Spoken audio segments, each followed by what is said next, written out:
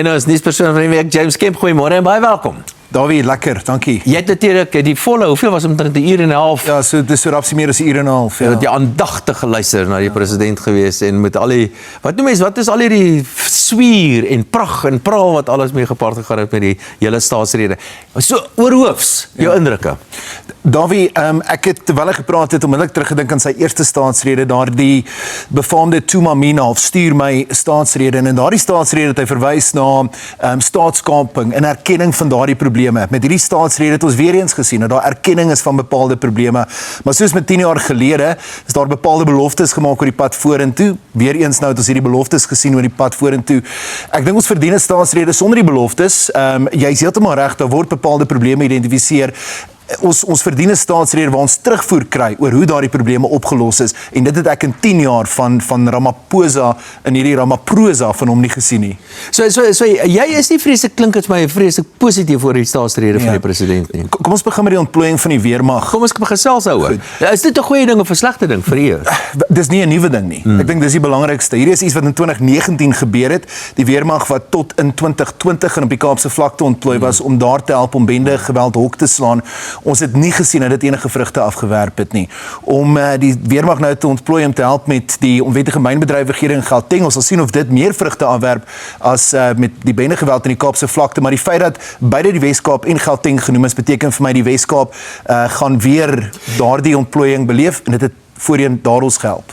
Dis eintlik 'n erkenning dat die polisie mag werk nie goed genoeg nie, maar die president self het tog gesê die polisie moet wat noem hulle dit, die senior ouens moet weer 'n keer na gekyk word, lewensstandaard, lewenstyl, audits en dis meer. So ek dink hy gaan die polisie, lyk dit vir my ten minste is die plan om die polisie ook reg te maak. Wel, die polisie taakspan wat nou aangewys gaan word, 2 taakspanne. Ons het 2 taakspanne en hordeskommissies onder hierdie Ramaphosa era. Wat hierdie taakspan nou moet doen is, hulle moet nou die beweringe wat uit die Madlanga kommissie spruit, dit gaan ondersoek, en dan moet hierdie polisie taakspan nou seker maak dat daardie skuldiges vasgevat word, en ons moenie bekommerd wees nie, want hulle gaan nie so skelm wees soos die vorige skelms in die polisie nie, want hierdie ouens gaan aan leefstyl audits onderwerp word.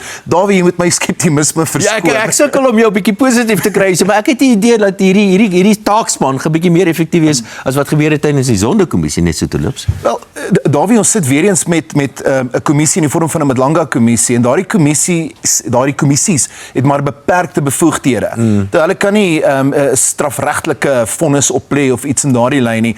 So niks het verander in terme van die bevoegdhede van die kommissies nie. Ek moet sien wat werklik gaan verander tussen die Madlanga kommissie en die Zondo-kommissie en die hordeskommissies wat voor dit al in die lewe geroep is. Wel, wat my ook duidelik is dat die president probeer goeder sentraliseer, die waterding byvoorbeeld, en dan die voet die back and close. Back and close, dit is kommerwekkend. Hy ego natuurlik presies wat sy minister van Landbou John Steenhuisen sê, en dit is dat back and close en die enstof en die verspreiding daarvan moet gesentraliseer word. Ons verwys hier na 14 miljoen beeste wat ingeënt moet word. 2 keer, 1 keer elke 6 maande. Dis 28 miljoen dosisse enstowwe. Dawie, hierdie selfde regering moet baie minder handboeke as dit by skole uitkry. Ek is nie seker of ons hulle kan vertrou om 28 miljoen enstowwe by 14 miljoen beeste uit te kry. Wat is die algemene reaksie van die landbousektor oor hierdie spesifieke benadering? Die reaksie wat ons nou van uit die landbougeleerders, ek verwys hier na SAI, die Suider-Afrika Agri-inisiatief, selfde met TLESA, dat hulle bekommerd is spesifiek oor die sentralisering van hierdie proses.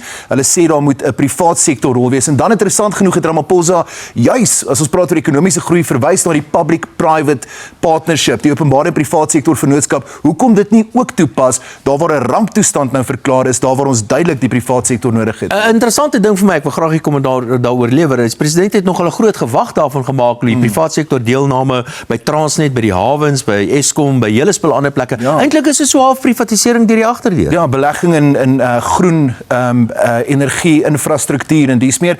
Inderdaad, en ek dink wat dan net belangrik is, en dit moet ons dan nog sien, want hy het verwys na regulasies, en ons weet nog min oor daardie regulasies, maar gaan daardie regulasies werklik die privaat sektor die geleentheid gee om sonder te veel boeie aan hierdie privaat sektor geleenthede op te neem, of gaan daar weer bepaalde regulasies wees wat sekere ondernemings uitsluit? Ons moet maar wag en kyk. Net 'n vinnige laaste opmerking, en lyk my ons moet eers 'n ding heeltemal breek voor ons dan werklik die regte goeders begin doen. Dawie, ons moet om 10 jaar lank breek aan aanhoudend breek en dan gaan ons nog steeds nie terugkyk en sê hy is stikkend. Ek wil nog sien hoe hy reggemaak word. James Kemp, baie dankie dat jy vanoggend weer 'n keer by ons 'n draai gemaak het. Ja, ek moet sê die president sê die regte goeders en is op regte tyd en ek dink sy planne is seker die regte tipe van planne, maar soos ek gesê het, die implementering van die goeders, dis die groot probleem.